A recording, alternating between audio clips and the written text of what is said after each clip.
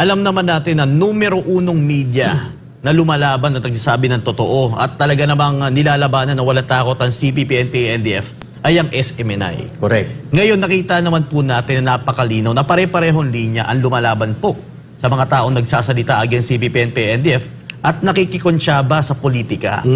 At nakita naman po natin kung paano po nililihan mula sa NTC, kung paano po brasuhin ang SMNI Pati sa larangan ng LCD, pamamahayag. Yes. Ngayon, Kaya Eric, hindi mapigilan, syempre, Yes. ang nagiging pahayag ng ating buting pastor dahil sa laban ng CPP, NPA, NDF na ito. Ngayon, nakikita mo ang alyansa. Kasi kung ating titignan simula't simula pa, sa panahon pa ni Joe Masison, gaya na lang kung paano nakipagtulungan ang CPP, NPA, NDF at ang Liberal Party na inungkat ng maraming kadre sa matagal na panahon, including the Plaza Veranda bombing. Na isiniwalat dito sa Yes. SMNI, nila Caramon, Yes. at na mga kagaya niyang mga kadre, and including that prank, ang infiltration nila sa church. Correct. Kasimbahan ng mga pastor na in-interview natin dito, mga church leaders ng UCCP, ng Iglesia Pilipina Independiente, na lahat ay ginawa ng infiltration operations ng CPP, NPA, NDF. At Frank, dadagdagan ko yung punto mo, please.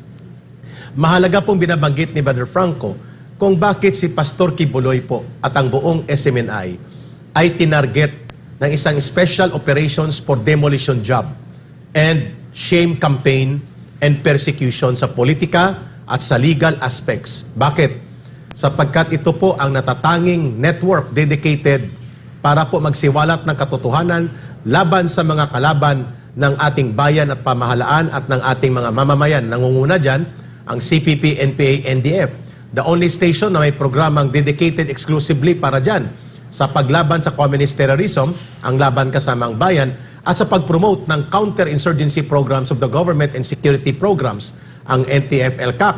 Nandito rin diyan sa Laban Kasamang Bayan. And Frank, Yes. si Pastor po ang isa sa nag-iisang evangelist o spiritual leader na tumaya ng kanyang buhay, ng resources at organisasyon at programa, hindi lamang sa evangelization, kundi pati na po sa kanyang mga social and political analysis na tumindig bilang spiritual and religious leader sa ating bansa upang categorically ay mag-draw the line against the most pervasive and evil enemy of the people, which is the CPP, NPA, NDF, na naglalaro at nag-infiltrate sa ating political halls of power like Congress and even inside the government. Kaya po tinarget talaga si Pastor Kibuloy, tinarget din po ang SMNI at nang lalo na po nang nagsalita muli at aktibo in public discussion si Pangulong Rodrigo Duterte, nagkaroon ng programa dito na nagbibigay linaw tungkol sa mga korupsyon, tungkol sa usapin ng public accountability, transparency in public expenditures, and accountability of public officials. Aba, nasaktan silang lahat, Brother Franco. Yes. At hindi nila in-expect na ang SMNI will have that kind of resolute and very firm mission direction as a media outfit na maninindigan uncompromisingly tungkol sa paghahayag ng katotohanan laban sa communist terrorism, laban sa epekto nito ang kanyang mga galamay na nag-ooperate sa urban areas and in other aspects of society including in the government, at ang pagsisiwalat sa mga abusado at gahaman sa poder at pundo ng mga abusadong politiko. Lalo Yes. na po nang isiniwalat natin ang extraordinary fund na hindi na o-audit by the billions. Lalo na po dyan sa lower house, sa House of Yes. Representatives. At among others, hindi nila binubuksan ang mga libro at paggamit nila ng abusado na pundo in which even ang CPP, NPA, NDF ay nakikinabang sapagkat sila din po ay nandyan sa loob ng Kongreso at bahagi ng Tactical Political Alliance sa loob ng House of Representatives. Yes, kaya gusto nating alamin kung papaano nililinyahan ng CPP, NPA, NDF ang mga politiko para sirain ang isang tao. Nakita naman po natin ito kung paano nila ginawa kay former President Rodrigo Roa Duterte. Nakita naman din po natin ito kung paano ginawa din sa tanggapan ng OVP during that confidential funds. At ngayon naman po ay ginagamit nila mga politicians, Yes. ka Eric. Gusto natin malaman, ipaintindi sa ating mga kababayan yung kanilang makinarya Yan. para makuha nila ang kanilang pinaka inaasam na tagumpay na mapabagsak ang lahat ng crusaders laban sa CPP, NP, Exactly, NDF. Brother Frank. Like for example, ang nangyayari ngayon, yung nangyaring Senate hearing, napakalino, kung saan ang naging instrumento dito ka, Eric, ay walang iba, kundi si Senator Risa Hontiveros. Kulang, Ka, Frank, Eric. ang iyong pagtawag sa kanya. Si Senator Billboard Risa Yun, billboard. Hontiveros. Ito'y billboard na parang siya lang may-ari ng pagtatanggol Ng sa West ating Philippine interes Sea. sa West Philippine Sea. Muti na lang tinanggal niya na ang walang kwentang billboard na yon na epal talaga.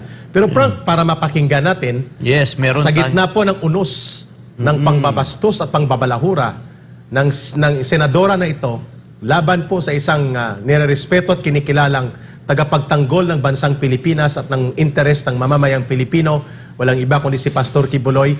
Pakinggan po natin ang Yes. kanyang malinaw, subalit buo ang loob na pagpapahayag tungkol sa nangyayaring political and legal persecution and demolition job against the persona, integrity, and honor of Pastor Kibuloy na kinikilala po namin at ng mga maraming mamamayang Pilipino na nagtatanggol ng ating bansa at nagmamahal ng bansang Pilipinas. Yes, mga kababayan, panoorin po natin ang report na ito ni Miss Ina Mortel. Hindi magpapatinag si Pastor Apollo C. Kibuloy ng The Kingdom of Jesus Christ sa ginagawang paninira laban sa kanya.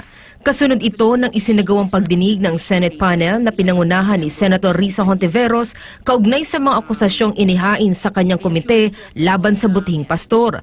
Ang mga lumabas na testigo sa nasabing pagdinig ay nagpakilalang alias Amanda, alias Jerome, kasama na rin ang dalawang Ukrainian. Lahat sila ay nagtago ng kanilang mukha at nagsalaysay ng umano'y abusong kanilang naranasan sa loob ng kongregasyon.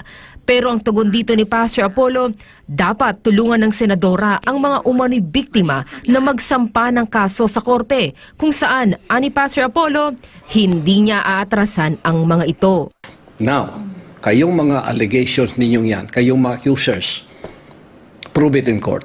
Because you have the burden of proof now. You prove it in court and we will face you there. Tulungan mo po sila. Kagalang-galang na honorable Risa Hontiveros. Tulungan mo sila kasi mambabatas ka at in-entertain mo ang kanilang mga allegations. You cannot determine, as I said, the guilt or innocence of a person or someone in your court hearing. That is just for the aid of legislation. Oh, ngayon, you can prove that I'm innocent or I'm guilty in court. Kayo, patotohanan ng mga witnesses mo yan. Papirmahin mo sila. Tulungan mo sila. Kunan mo ng abogado. That is my ultimate challenge to all of you. Magrespetuhan po tayo. Dapat din anyang isinaalang-alang ni Senator Hontiveros ang reputasyon ni Pastor Apollo, lalo na't ganito kabibigat ang mga akusasyon laban sa kanya. Yan po ang patas na laban.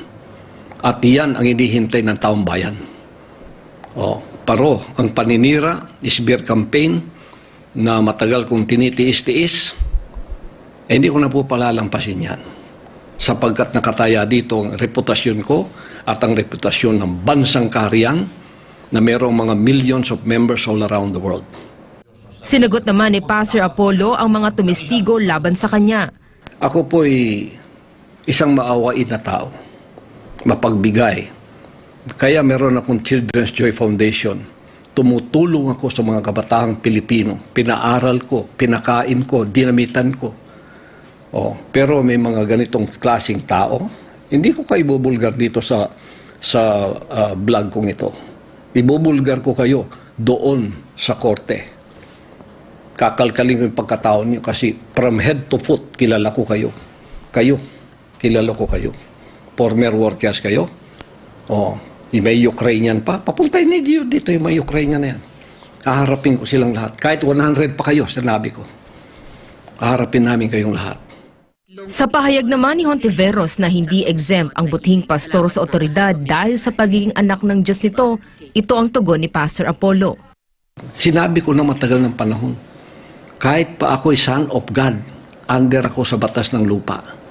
Pag ako'y nagkamali, gumawa ng krimen, idemanda ninyo ako. Pero please, huwag po ninyong sirain ang reputasyon ko na wala akong kalaban-laban. magrespetuhan po tayo. Korte ang answer nito. Court is the answer for all of your false allegations and accusations. Court is the answer, not a Senate hearing. Para sa Diyos at sa Pilipinas kong mahal, ito si Ina Mortel, SMNA News. Yes, kaya Eric, kaugnay sa balitang yan, meron din tayo na samantala mga miyembro ng The Kingdom of Jesus Christ o KOJC, kinalampag si Senator Risa Hontiveros sa social media matapos ang naging pagdinig ng Senate panel ng kanyang komite. Narito ang balita ni Angel Pastor. Bakbakan to. Umalma na ang mga manggagawa ng The Kingdom of Jesus Christ o KOJC sa ginawang pagdinig ni Senator Risa Hontiveros sa Senado ukol sa umano'y mga pang-aabuso sa loob ng kongregasyon na pinamumunuan ni Pastor Apollo C. Quiboloy. Sa nasabing pagdinig, iniharap ng senadora ang mga witness na tinago ang kanilang mga mukha sa publiko at gumamit ng mga alias. Pero kahit na itago ang mga mukha ay nakilala pa rin ito ng mga kasalukuyang miyembro na tapat kay Pastor Apollo. Nila mga testigo ni Hontiveros ay mga dating manggagawa ng KOJC na lumabas na ng kongregasyon dahil nga sa mga karumal-dumal nilang records sa loob. Kaya naman hindi makatarungang pagpapahiya kay Pastor Apollo ang ginawang pagdinig ng senadora. Ayaw nila marinig eh. Sa social media, bumuhos ang mga hinaing na mga ito kung saan tinawag nilang pambababoy sa reputasyon ni Pastor Apollo at halatang trial by publicity ang ginawa ni Hontiveros. Isa na rito si Carlo Catiil, isa sa mga ministro ng KOJC. Anong sinabi namin dyan? We dare you. Kung totoo na matibay yung ebidensya mo, kasi sabi mo, may pang-aabuso talaga based sa aking mga witnesses, meron talaga kaming ebidensya. So ano po ang susunod niyan? Tinuruan pa kayo ha ng aming malapasan anong susunod na gawin? Go to court, To the court. file appropriate File a case. charges. Yung mga statement na ginawa kahapon, mapatali na lang yun. Papirmahan nyo na lang, make a formal affidavit, then file complaint doon sa korte. Kasi po, mga kababayan, ang mag-determine kung inosente at guilty ang isang akusado, hindi po dyan sa hearing mo, madam. Hindi po dyan sa hearing mo kagalang-galang, honorable na senador. Hindi po dyan sa hearing mo. Ayon naman kay Kathy Leonor at Diane Hortaleza na parehong kabilang sa Pastoral Care Department ng KOJC, kung totoong women and children's right advocate ang senadora, ay tulungan niyang mapatunayan ng mga witness ang kanilang mga alegasyon sa korte.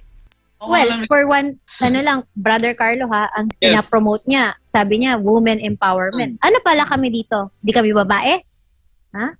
Baka Women akala niya bakla empowerment tayo. man kaya. It's a matter of credibility kasi ang usapan. Yes. Ngayon, ang ginagawa nila, pinapahiya nila ang mahal nating pastor, ang bansang kaharian. Yan ang purpose kung bakit sa Senate niya dinala. Bakit? Yes. Kasi lahat control niya dun eh. Oh, bakit hindi mo dinala sa korte ngayon? Kasi wala kang control doon. Talawan.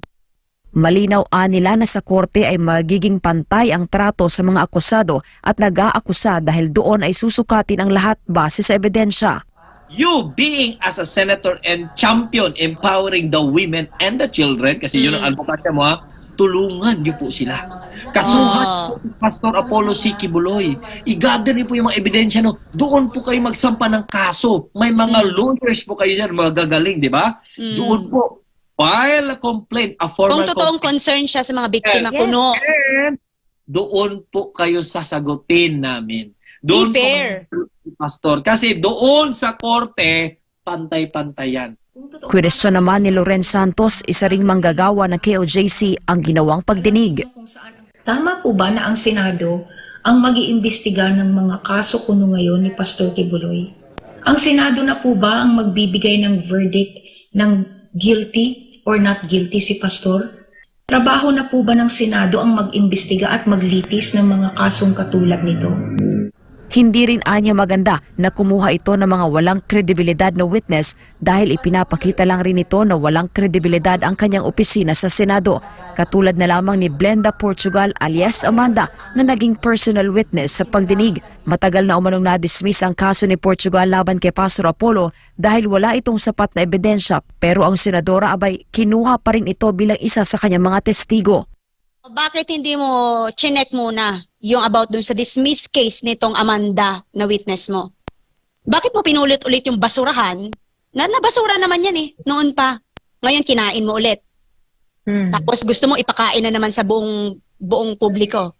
Alam mo, dapat hindi lang kingdom citizen ang umalma nito eh. Buong bansang Pilipinas, bawat Pilipino umalsa na dito eh. Kasi walang credibility ditong sorry to say ha, madam, pero for me, you don't have credibility. Yung Posible rin anilang walang character check na ginawa sa mga ito, gaya na lamang kay Arlene Caminong Stone. Now, tanong lang po, inusisa niyo po bang maigi ang witness ninyo, madam? For the sake of fairness, nag-character check po ba kayo dyan sa witness ninyong si Arlene Stone?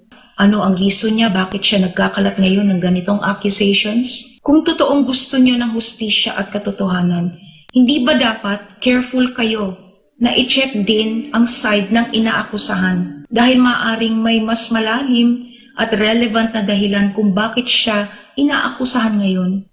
Samantala sa isang payag, hinamon ni Pastor Apollo ang senadora na tulungan ang kanyang mga testigo na magsampa ng kaso sa korte kung saan mabibigyan ang butihing pastor ng patas na pagdinig. Para sa Diyos at Pilipinas, kung Mahal Angel Pastor, SMNI News. Ayun mga kababayan, malinaw po mga kababayan na ito po ay isang demolition job. Political demolition job in the guise of Senate hearing. Una, ang mga witnesses na ipiniresenta ni Senator Hontiveros ay questionable ang pagkatao, questionable ang intensyon. Kung totoo na ikaw ay nagrereklamo at ikaw ay sigurado sa katotohanan na bit-bit mo, hindi mo itatago ang pagmumukha mo. Hindi ka gagamit ng alias. Pwede namang i-blur yon sa news, pero doon sa hearing, pwede naman tanggalin mo ang mask, tanggalin mo ang mga pagsusombrero, para bagang pinapalabas nila na si Pastor o ang Kingdom of Jesus Christ ay may gagawing masama sa kanila. Nahawak na nga kayo ni Hontiveros. That's number one. So the intention is questionable. The motivation are very dubious. Number two, hindi po korte si Senator Hontiveros. Pero lumalabas dito na ang kanyang taktika at pamamaraan ay very obvious. Siya ang prosecutor, siya ang facilitator, siya ang abogado, bagamat ni siya abogada, siya din ang huwes at siya din ang maghahatol at siya din ang mag-execute ng hatol niya. Anong tawag doon? Yan ang tinatawag na moro-moro o lutong Macau na uri ng budol-budol na Senate hearing. Kaya hindi po lisensya ang pagiging senador na umabuso at lupigin ang karapatan ng mga individual. Remember, pastor man o hindi, si Pastor Apollo Kibuloy, leader man siya o hindi ng Kingdom of Jesus Christ, a very big religious ministry worldwide, it does not eliminate kung siya ay ordinaryong tao ng kanyang mga karapatan na isinasaad sa konstitusyon. And what are those na nilalabag ni Senator Hontiveros? Yung karapatan na magkaroon siya ng equal protection of the law in a due process and equal day in court to prove his innocence and to confront the accusers. Hindi po dyan ang proper venue. Alam niya ni Senator Hontiveros, nagmamaang-maangan siya because iba ang kanyang intensyon. Ang intensyon niya ipahiya si Pastor Kibuloy, i-demolish ang kanyang honor and integrity as a person so that ang kanilang nagdudugtong na pag-atake, kagaya ng gusto mangyari ng CPP, NPA, NDF, na mapasarado at mawala ang SMNI sa operations, ay magkaroon ng tinatawag na moral justification and basis. So, klaro, ang purpose nito, persecution, demolition, shame campaign, and trial by publicity, all packaged in one, sa isang budol-budol at nakakagalit na paggamit ng poder at resources ng Senado. Kita mo, walang mga ibang senador na pinatulan siya. Yeah. Minensyon niya ang pangalan ni Senator Jinggoy Estrada, pero hindi nagsalita si Senator Jinggoy Estrada. Makikita mo, nagsusolo siya. So ito po ay isang repertoire, isang orkestra na ang layunin ay hindi hustisya o katarungan sa nag-aaligar o nagkiklaim na mga biktima ni Pastor Kibuloy. Ito po ay isang script, grand design of a political operation and publicity stunt ni Risa Hontiveros, hindi lamang para i-persecute at ipahiya ang isang individual sa katauhan ni Pastor Kibuloy, sirain ang reputasyon ng Kingdom of Jesus Christ, iugnay ito sa SMNI as a legitimate media para sirain din ito at iparalisa, all for the interest ito din, kasama dyan ang kanyang political projection. Yes. Akala niya magbibida siya dito. Correct. Kagaya ng flop niya. Nag-flop siya doon sa Parmali. Sinabihan siya ng Supreme Court, the Senate cannot be the trial for the guilt or innocence of any individual. Hindi naman po ito para sa sa legislation. Sabi nga ni Atty. Topacio, ang legislation about sa amendment or enhancement of the trafficking in children, human trafficking or women protection ay naisaayos na noong 2 years ago pa. So anong ibig sabihin? Kulang pa yon? Klarong-klaro na ito ay isang political maneuver, isang publicity stunt, isang demolition job na ginastusan ng pondo ng gobyerno na kakaawa ang mamamayan. Panghuli, malinaw po na kung sincero ang layunin ni Senator Hontiveros to protect the rights of those alleging that they are victims of sexual offense or cruelty o ano pa mang akusasyon na walang ebidensya kung hindi yung laway at salita lang nila at pinananiwalaan at ginamit na bilang panghukom at panghatol sa isang individual at sa kanyang organisasyon kagaya nangyari ngayon kay Pastor Quiboloy, ang proper forum po at ang proper or appropriate action ni Senator Hontiveros, Brother Franco, mga kababayan, is to provide legal services, provide free legal assistance, and bring the case in court wherein there will be due process. Each rights or each right of every individual, both the accuser and the accused, will be objectively put in the trial under a competent prosecution process confirmed under the procedures of evidence, rule of law, and the judiciary principle of objectivity in the trial of facts and testimonies. Hindi po yun sa Senate. The Senate is the floor to defend the rights of the people, promote laws and legislation, but not to persecute, demolish, and impugn negative and possibly irreversible damage to the personal honor of people who are protected by the rights, by the constitutional rights and other fundamental guarantee of the rights of the people sa mga batas natin. Hindi po yan dapat nangyayari. Senator Hontiveros, maghunos dili po kayo, naghuhuramentado kayo at nagmamadali. Alam naman namin po ito ay para sa publicity stunt po ninyo. At yan po ay alam ng taong bayan on how you manipulate people in order for you to position yourself as a so-called champion of defending or in defending the women's and children's rights. Pero tumahimik kayo nang nandyan po si Kashane sa Senado noong November 2020 at nananawagan siya sa mga senador. Lalo na po sa inyo, nang siya in-interview after the hearing noong 2020 sa red tagging daw na claim ng mga CPP, NPA, NDF, na tulungan nyo siyang managot ang mga NPA at ang kanilang mga protectors at beneficiary at benefactors. Kagaya po ng Gabriela, kagaya po ng mga party list nila at mga recruiters nila. But you kept your silence. Your silence and you remain na hindi mo po in-entertain at bigyan ng pagkakataon na maimbestigahan ang recruitment ng mga minor de edad, ang panggagahasa at pang-aabuso ng CPP, NPA, NDF, ang recruitment sa schools and universities. You never lifted a finger to use your authority in the Senate to give the people and this country a very clear stand na titindig kayo para ipangalagaan ng totoo ang kapakanan ng kabataan at kababayan sa ating bansa. Yes, kaya Eric, tama yan sinabi mo, no? Ayun yung magandang basihan. Kung gusto mong umani o makuha ang puso ng bawat Pilipino, hindi yun sa pagpapatayo ng mga billboard na malalaki na parang ikaw ang #1 hero ng West Philippine Sea.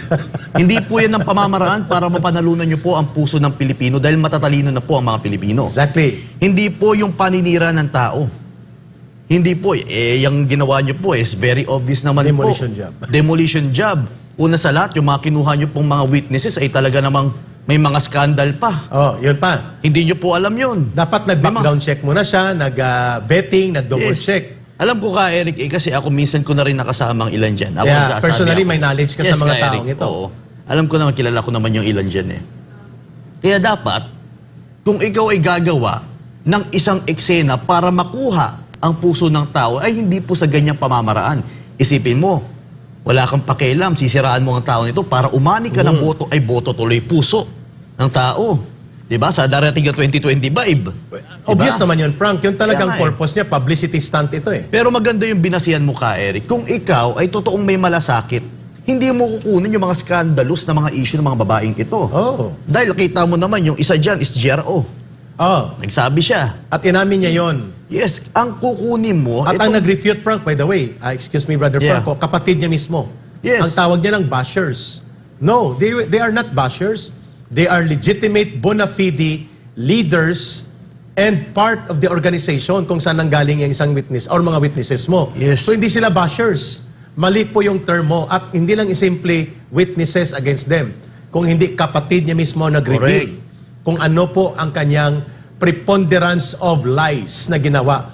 Yung kanyang pathological pattern, parang sakit na niya ang pagsisinungaling.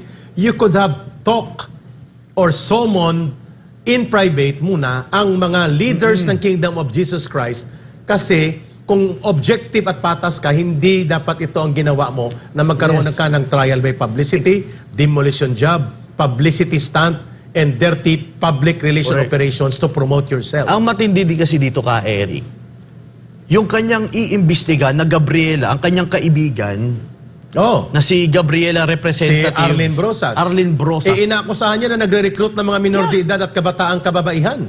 Ayan, sandamakmak na kaso ang pwede nyo na talaga namang magpapatotoo sa inyo. O bakit tahimik Ba't ayaw siya? nyong imbestigahan na marami nagsasalita, di nyo pinapansin?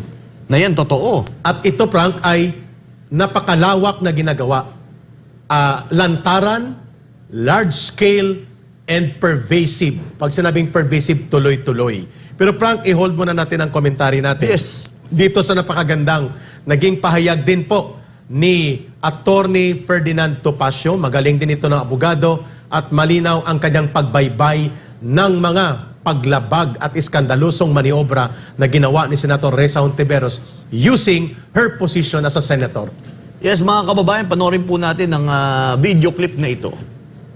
Yan pong si Senator Reza Hontiveros, napakasama po ng record niyan pagdating po sa pagpresenta ng witness. Kung inyo pong nagugunita, yun pong tungkol pa rin sa Farmally, yung pinresentan niya mga witnesses laban doon sa mga executives ng Farmally ay umatras po at yung mga kaanak po noon ay nag-testify na sila po ay sinuhulan ng mga staff ni Senator Reza Hontiveros para mag-testify.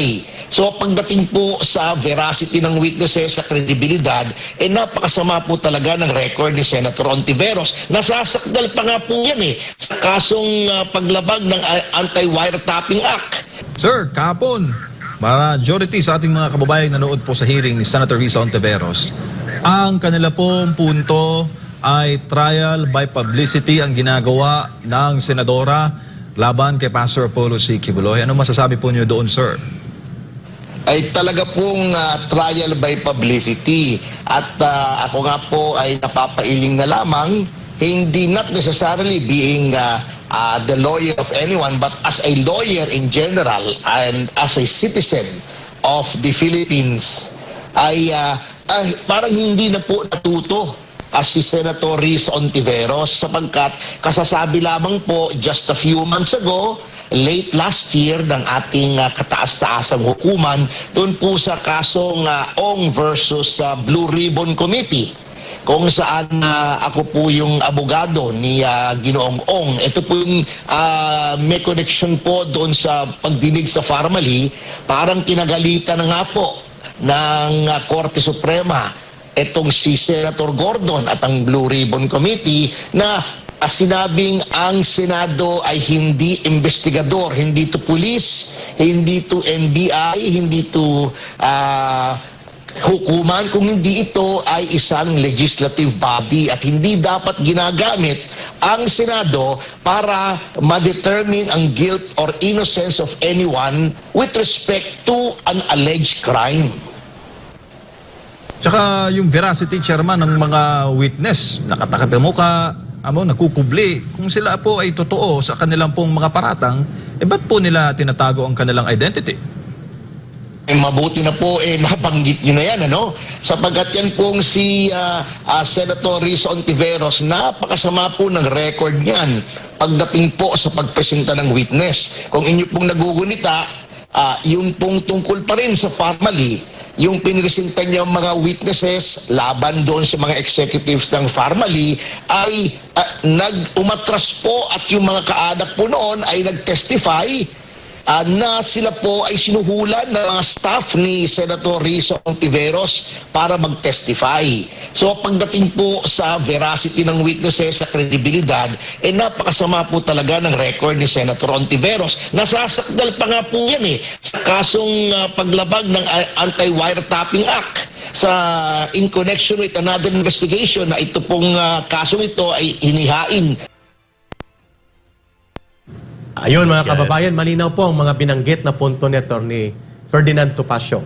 Sabi niya, not just because he is among the lawyers of Pastor Quiboloy, but as a lawyer and as a citizen of this country, ay nakakasuklam po ang ganitong garapalan na paggamit ng poder at kapangyarihan para i-persecute, i-demolish at wasakin ang pagkatao ng isang individual na wala namang ibang ginawa kundi tumulong sa ating bayan, tumulong sa sangkatauhan, at hindi pa nga proven by a competent court and correct process of prosecution process, ay kinasuhan na ni Risa Ontiveros at hinatulan sa kanyang Senate Committee hearing na siya lang naman ang gumagawa ng kanyang monologue. Pangalawang binanggit ni Atty. Topacio, nakakabahala ito, Brother Franco. There is a pattern of presenting questionable witnesses at the Senate. Itong si Senator Ontiveros at binanggit ang isang pagkakataon tungkol sa Farmally. At even sa drug war investigation nila, ang mga witnesses na pinresent nila ay questionable, hindi ma-validate at magkaroon ng proper verification sa mga claims. At lumalabas na nagkakasuhulan. So nai-involve po si Senator Ontiveros sa ganitong uri ng witness manipulation and witness na diskartihan para lamang lumabas na may katotohanan ang gusto nilang ilabas na mga panghahatol, panghuhusga sa mga taong o mga grupong gusto nilang atakihin. Pero hindi niya kayang gawin ito sa CPP, NPA, NDF. Samantalang kaya niyang gawin ito sa mga taong lumalaban sa CPP, NPA, NDF, samantalang siya ay tahimik sa mga lantarang pang-aabuso na ginagawa ng CPP, NPA, NDF at mga urban operatives and recruiters nila. Pangatlong binanggit ni Atty. Topacio. Ang sabi niya ay wala po sa jurisdiksyon ni Senator Ontiveros bilang senador o ng buong Senado o ng Kongreso ang paghahatol, ang paghuhukom at ang paghawak ng proseso ng mga reklamong kriminal na siyang ibinabato kay Pastor Quiboloy o kanino man. Malinaw po yan sa binanggit ng Korte Suprema. The process of so-called committee hearings or oversight functions at the Senate is to support the legislative agenda or legislative measure and not to prosecute individuals. Itigil mo na yan, Senator Ontiveros, ang iyong budol-budol at sirkos na gustong gawin sa usapin po ng gusto mong wasakin ang pagkatao ni Pastor Quiboloy at wasakin ang kanyang koneksyon sa mga mabubuting ginagawa at gawain niya, ang pagbubuo niya ng SMNI, ng Laban Kasamang Bayan, at ang pagtatanggol niya ng mamamayan laban sa CPP, NPA, NDF. Ang nakakalungkot nito, Senator Ontiveros, bagamat mahirap mo i-prove yan kasi dismiss na nga ang isang reklamo dyan at inuulit-ulit mo, rehash. Ibig sabihin, kung sa korte mo yan dadalhin at kung ito'y umakyat sa korte, ang tawag dyan ay double jeopardy. Bawal po yan. Bagamat ito'y na-dismiss lamang sa prosecutor, pero malinaw po na walang probable cause, walang prima facie of case of evidence. So itigil mo yan. Pero bagamat ititigil mo man yan, dahil walang credibility at walang katuturan ang ginagawa mo, the damage to the personal honor, the damage to the integrity and moral authority of a social and religious leader ng ating bayan at sa isang individual na wala namang ginawang masama sa iyo o sa taong bayan o sa ating bayan, kagaya ni Pastor Quiboloy, the damage to his persona and the damage to the organization that he leads will never be repaired, no matter how you will now maneuver to justify yang budol-budol at wala sa hulog at abusadong ginagawa mong pag-persecute at pag-demolish kay Pastor Quiboloy at sa buong Kingdom of Jesus Christ na kanyang pinamumunuan. At idudugtong mo rin ito sa kanyang pagbubuo at pagpapatakbo namin dito ng SMNI, pero nagkakamali ka. Bagamat sinira mo ang kanyang reputasyon at pagkatao, ang kanyang mga nagawa at ang kanyang ginawa at ang kanyang mga naging kontribusyon sa sangkatauhan at sa maraming buhay na kanyang tinulungan na maayos at maging mabuting mamamayan ng ating bayan at sa kanyang pagtindig ng matapang at buong lakas na kalooban niya na voluntarily ay suportahan ng gobyerno upang magtagumpay sa pinaka-numero unong nagwawasak ng ating bayan, Yes. ang communist terrorist group ng CPP, NPA, NDF. Hindi mo po mabuburayan Correct ka, sa Eric. demolition job na ginagawa mo against kay Pastor Kibuloy. Kaya nga ka, Diyan Eric, sa Senado. Yan, kaya nga ka, Eric, kung ating titignan, no? Bakit yung magagandang ginagawa ng ating butihing pastor, like for example, yung ating humanitarian move na ginagawa sa tuwing may nasasalanta ng bagyo, yung mga biktima, na tayo mismo nangunguna, hindi po namin ipinagmamalaki ito. Ito po yung totoo, na kami po nangunguna dito. Na instead, minsan, nauunahan natin ang ating pamahalaan. Ipinapakita pero ito yung tulong natin ito, natin. Frank, sapagkat Yes. ang purpose nito ay maimulat din si Senator Yes. Ontiveros at ang mamamayan Correct. sa other side ng kwento ng buhay Yes. ni Pastor Kibuloy. That's true ka, Eric. Kasi pinapakita nila yung bad side. Tapos, ang At hindi magsakla pa doon, proven, hindi ha? totoo. Ang bad side na yon ay allegations lang. Yeah, At yon correct. ay gawa-gawa ng mga taong, according to you, kilala nyo, Yes. ay may mga hindi maaayos na mga problema sa disiplina at mga pamamaraan ng pag-exist sa organisasyon. Yes, correct ka, Eric. Kaya naman, bakit hindi natin ipakita yung kabutihang ginagawa? Una sa lahat, yung milyong-milyong kabataan na pinapakain ni Pastor, lagi ba namin sinasabi ito? Lagi ba namin ipinagmamayabang ito sa ating pamahalaan? Hindi. Ito yung tulong na aming naiaambag sa bansang Pilipinas. 3 million children, kaya po ba yan ng pamahalaan? Siyempre, kung di po kaya ma-provide, si Pastor po nagpo-provide niyan. Yes. Pero, hindi naman namin ito ipinagmamayabang dahil isa itong responsibilidad din namin bilang paggawa ng kabutihan sa ating kapwa, Sa sangkatauhan. sa sangkatuhan. Example na lang, itong nation building na aming ginagawa.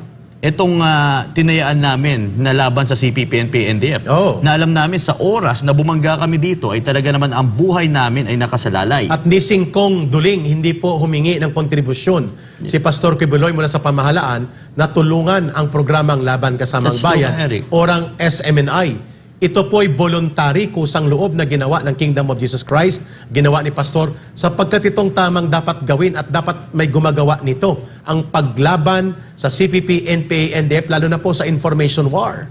Malinaw po na wala po kayong pagkikilala sa ganitong kabutihan ng mga ginawa para sa ikabubuti ng bansa at ng mamamayang Yes, Pilipino. ka, Eric, mabanggit ko lang, yung ginagawang humanitarian ni Pastor sa mga kabataan, hindi lang po yan sa Pilipinas. Nationwide, Sa buong mundo worldwide. po yan. Meron din tayong tinutulungan sa Africa. Hindi po yung isang araw lang.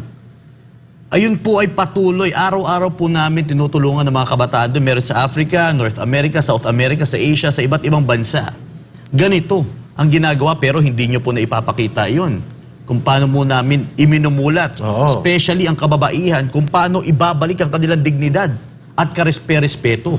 Iyan ang isa sa mga tinuturo. Pero ka, Eric, nakikita naman natin kung paano ginagamit ng yan, for example, yan, sa Africa. Africa. Yan yung mga tinulungan natin. O bakit hindi natin mai-report to? May balita, wala.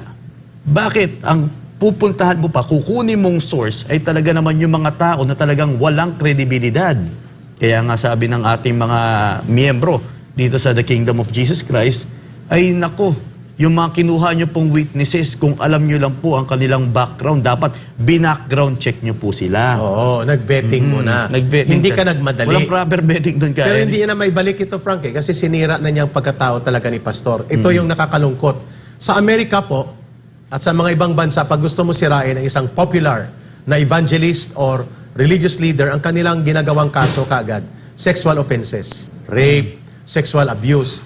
Pero napapatunayan po na mali, subalit ang pagkawasak sa pagkatao ng kanilang ginawa ng ganong mga akusasyon ay hindi na po maibabalik pa mula sa dating buo na pagkatao. Mabuti at malakas ang loob ni Pastor Kibuloy na hindi po siya natitinag sa ganitong uri ng marumi na laro ng pagwasak sa kanyang moralidad at sa kanyang pagkatao. Sa gitna po ng kaguluhan na ito at mga maniobra ay malinaw ang kanyang pahayag na nananawagan siya kay Senator Ontiveros at sa ating mga kababayan, huwag po tayong humusga at humatol. Dalhin po natin sa proseso ng korte kung Yes. saan ang lahat ay mabibigyan ng kaliwanagan ang panig na nag-aakusa, mag-present ng ebidensya, ang panig ng inakusahan, makonfronta sa tamang proseso ng prosecution at counter-evidence at totoong pagpapahayag ng balanse na katotohanan, hindi po sa political circus, kagaya ng ginagawa ni Senator Ontiveros. At ang malinaw po dito mga kababayan, hindi din po pinansin ni Senator Hontiveros ang sinasabi natin sa panahon ng kalamidad at bagyo na una pang dumating minsan sila Pastor Kibuloy, kagaya na nangyari sa Yolanda na napakalaki po. Saan po kayo nang mangyari yon, Senator Hontiveros? Panahon po yon ng inyong padron.